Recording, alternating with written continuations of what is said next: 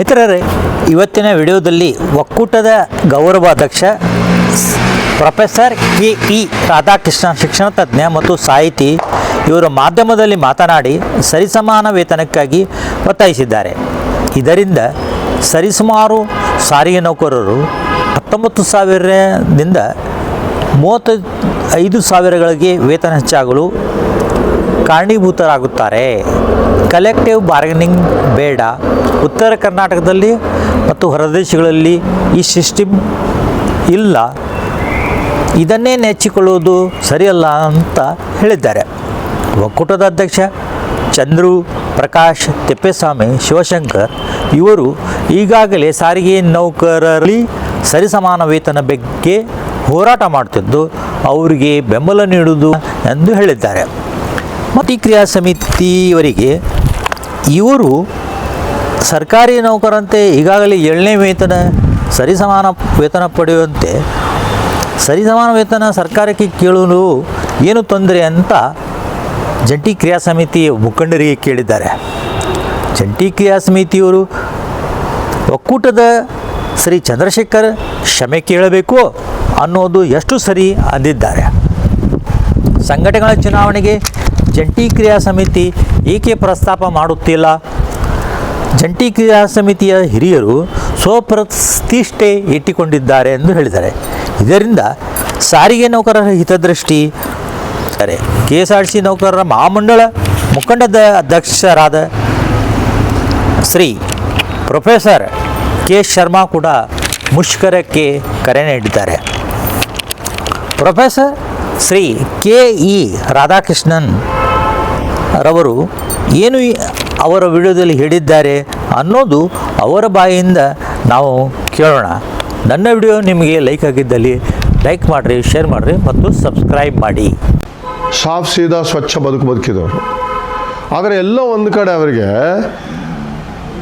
ಅಹಮಿಕೆಯೋ ಅಸ್ಮಿತೆಯೋ ಏನೋ ಗೊತ್ತಿಲ್ಲ, ಒಂದು ಗಂಟಿಗೆ ಸಿಕ್ಕಾಕೊಂಡಿದ್ದಾರೆ.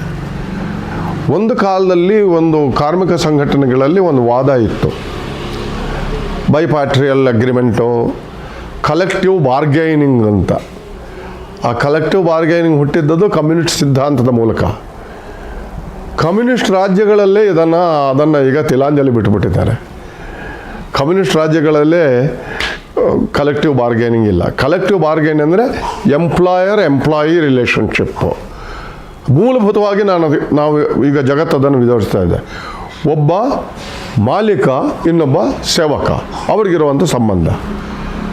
ಎಷ್ಟು ವರ್ಷ ಆಯಿತು ಅದು ಹೋಗಿ ಅಂದರೆ, ಕಾರ್ಮಿಕ ಸಂಘಟನೆಗಳು ಬಲವಾಗಿದ್ದದ್ದು ಯುರೋಪ್ನಲ್ಲಿ.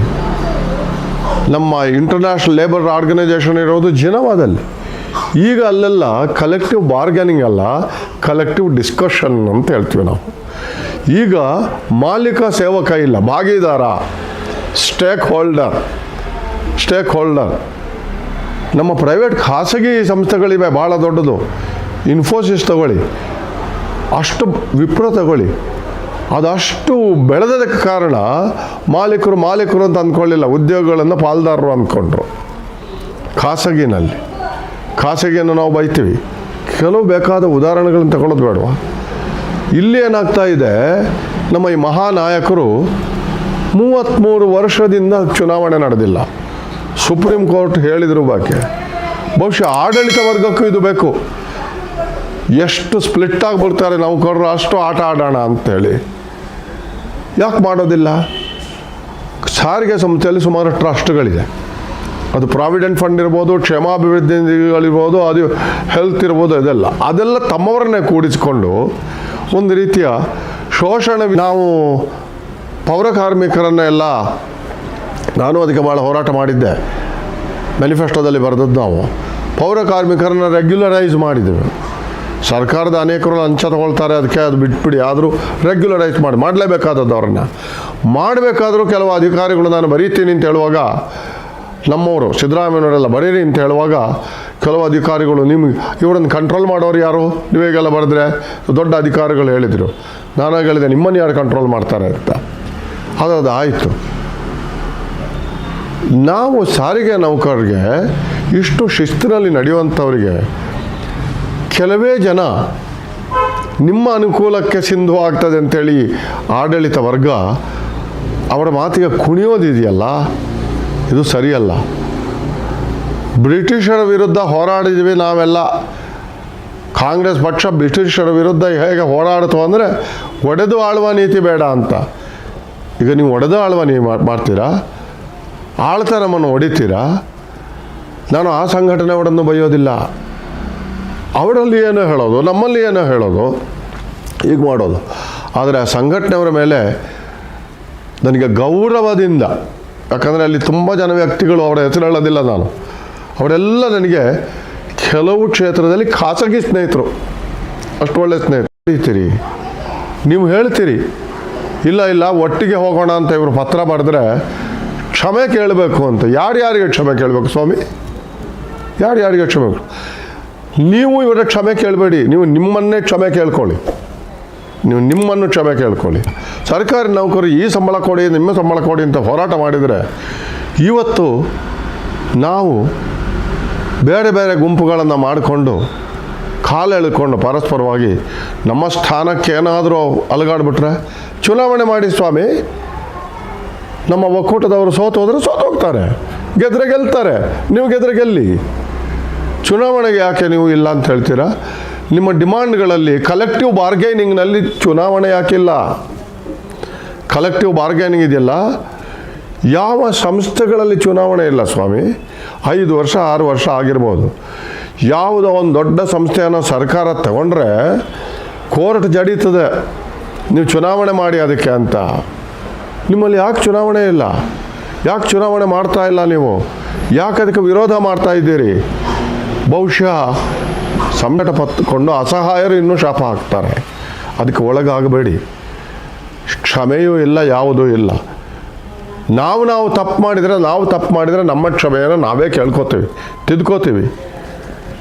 ಅದನ್ನು ಬಿಟ್ಟು ನೀವು ಅಸ್ಮಿತೆ ಅಹಂಕಾರದಿಂದ ಹಿರಿಯರು ಇಡೀ ಕರ್ನಾಟಕದ ತುಂಬ ಒಳ್ಳೆಯ ಕೆಲಸ ಮಾಡಿದವರು.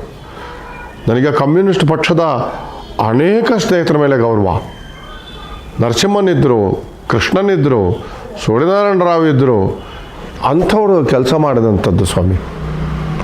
ಆದ ಕಾರಣ ಈಗ ನೀವು ನನ್ನೊಂದು ಕೋರಿಕೆ ಕೇಳಿಕೆ ಏನಂದರೆ, ಸಣ್ಣತನ ಬಿಟ್ಬಿಡೋಣ, ದೊಡ್ಡವರಾಗೋದು ಬೇಡ.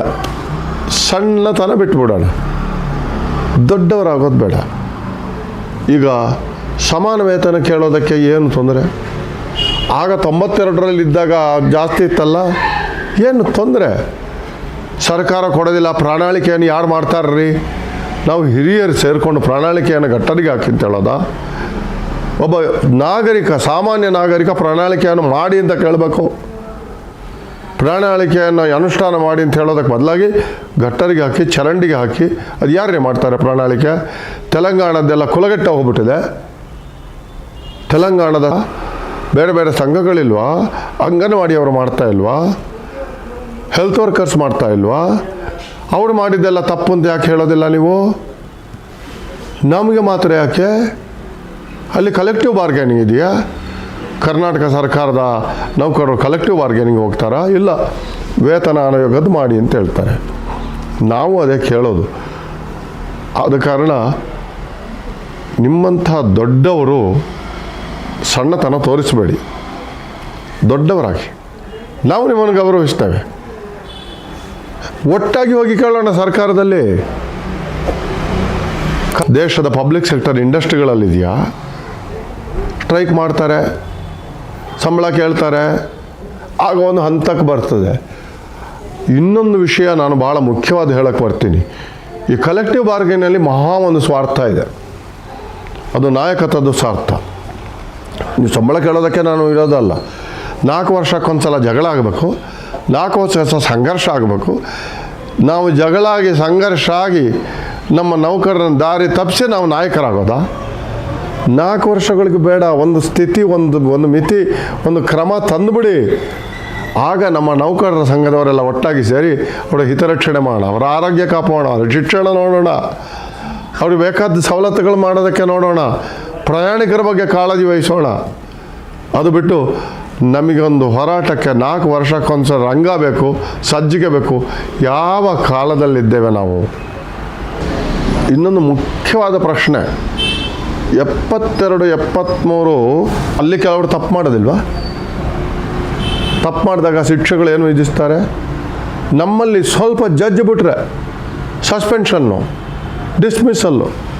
ಸುಮಾರು 2,000 ಜನ ಇವತ್ತು ಅತಂತ್ರರಾಗಿದ್ದಾರೆ. ಈ 2,000 ನೌಕರರ ಅತಂತ್ರ ಬಗ್ಗೆ ನಿಮಗೆ ಧ್ವನಿ ಎತ್ತೋದಿಲ್ಲ, ನೀವು ಮಾತನಾಡೋದಿಲ್ಲ.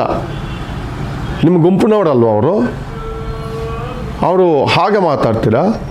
ನೀವು ಏನು ಕಾರ್ಮಿಕ ನಾಯಕರು? ನೀವು ನಿಜವಾದ ಕಾರ್ಮಿಕ ನಾಯಕರಾದ್ರೆ ಮೊದಲು ಹೇಳಿ, ಆ 2,000 ಜನಕ್ಕೆ ವಾಪಸ್ ತಗೊಳ್ಳಿ ಅಂತ.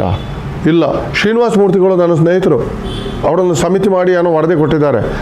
ಆ ವರದಿ ಕೊಟ್ಟುವಾಗ ಏನು ಹೇಳಿದ್ದಾರೆ ಗೊತ್ತಾ? ಅವ್ರಿಗೆ ಇಷ್ಟು ಹಣ ಕೊಡಿ ಅಂತೇಳಿ, ನೌಕರರಿಗೆ ತೃಪ್ತಿ ಆದ್ರೇ ಸಂಸ್ಥೆ ಚೆನ್ನಾಗಿ ಆಗತ್ತೆ, ಅವ್ರನ್ನ ಚೆನ್ನಾಗಿ ನೋಡ್ಕೊಳ್ಬೇಕು, ಕಾಲಕ್ಕೆ ಅವರ ಬೇಡಿಕೆಗಳನ್ನು ಈಡೇರಿಸಬೇಕು ಅಂತ ಬರೆದಿದ್ದಾರೆ ಅವರು. ಕ್ವಾಂಟಿಫೈ ಮಾಡೋದಂದರೆ ಏನು? ನಾನು ಈ ಪ್ರಶ್ನೆಯನ್ನು ಕೇಳಿದ್ದೇನೆ ಅಧಿಕಾರಿಗಳಲ್ಲಿ. ಅವರು ಇಷ್ಟು ಅಮೌಂಟ್ ಹೇಳಿದ್ದಾರೆ, ಅಷ್ಟೇ ಅಮೌಂಟ್ ಕೊಟ್ಬಿಡ್ತೀವಿ ಅಂದರೆ, ಆಯ್ತು ಸ್ವಾಮಿ, ಎಷ್ಟು ಅಮೌಂಟ್ ಹೇಳಿ, ಎಷ್ಟು ವರ್ಷ ಆಯ್ತು ಅವ್ರು ಯಾವಾಗ ಮಾಡಿದ್ದು? ಈಗಿನ ಕಥೆ ಏನು? ನನಗೆ ಒಂದು ಬೇಡಿಕೆ, ನೀವೆಲ್ಲ ಹಿರಿಯರು ಶಿಕ್ಷೆ ಮಾಡಿ ನಮ್ಮನ್ನು ಖಾಸಗಿಯಾಗಿ, ನೀವು ಮಾಡೋದು ಸರಿ ಇಲ್ಲ ಅಂತನ್ನಿ. ನೀವು ಹಿರಿಯರು ನಮಗಿಂತ, ದೊಡ್ಡವರು ನಮಗಿಂತ, ಮಾಡೋಕ್ಕಾಗಲ್ವ ನಿಮಗೆ? ನೀವು ಬಲಿಷ್ಠರು, ಅಧಿಕಾರದ ಸ್ಥಾನದಲ್ಲಿ ಕೂತ್ಕೊಂಡಿದ್ದೀರ ಕಾರ್ಮಿಕ ಸಂಘಟನೆಗಳಲ್ಲಿ. ಕರೀರಿ ನಮ್ಮನ್ನು, ಚರ್ಚೆ ಮಾಡಿ, ಕನ್ವಿನ್ಸ್ ಮಾಡಿ ನಮಗೆ, ನಾವು ನಿಮಗೆ ಕನ್ವಿನ್ಸ್ ಮಾಡ್ತೀವಿ. ಪ್ರಜಾಪ್ರಭುತ್ವ ಇದು, ಡಿಸ್ಕಷನ್ನು. ಪ್ರಜಾಪ್ರಭುತ್ವವನ್ನು ನಂಬೋದಿಲ್ವ ಸ್ವಾಮಿ ನೀವು? ಪ್ರಜಾಪ್ರಭುತ್ವದ ಬಗ್ಗೆ ಹೋರಾಟ ಅಂತೀರಿ. ಆದ ಕಾರಣ ನನಗೆ ಇಂತಹ ಮಹಾನಾಯಕರ ಕಾರ್ಮಿಕ ಸಂಘಟನೆಗಳಿದೆಯಲ್ಲ, ಅವರು ಆಡಳಿತ ಮಂಡಳದ ಕೈಗೊಂಬೆಗಳಾಗಬಾರ್ದು. ಆದ ಕಾರಣ ನೋಡಿ, ಸತ್ಯವನ್ನು ಹೆಚ್ಚು ಮುಚ್ಚಿಡೋಕ್ಕಾಗಲ್ಲ, ಅದು ಹೊರಗೆ ಸತ್ಯದ ಪ್ರಸವ ಆಗೇ ಆಗ್ತದೆ. ಆದ ಕಾರಣ ನಮ್ಮ ಕಾರ್ಮಿಕರೆಲ್ಲ ನೋವು ತಿಂದಿದ್ದಾರಲ್ಲ, ಪ್ರಸವ ಆಗೇ ಆಗ್ತದೆ. ಆದ ಕಾರಣ ನಮ್ಮ ಕಾರ್ಮಿಕರೆಲ್ಲ ನೋವು ತಿಂದಿದ್ದಾರಲ್ಲ, ಆ ನೋವು ಏನಾದರೂ ಆಗಲಪ್ಪ ಅಂತ ಹೇಳ್ಕೊಂಡವ್ರು ಇದ್ದಾರಲ್ಲ, ಸ್ಫೋಟ ಆಗೋದಕ್ಕೆ ನೀವು ಬಿಡಬೇಡಿ, ಸರ್ಕಾರನೂ ಬಿಡ್ಕೊಡಿ.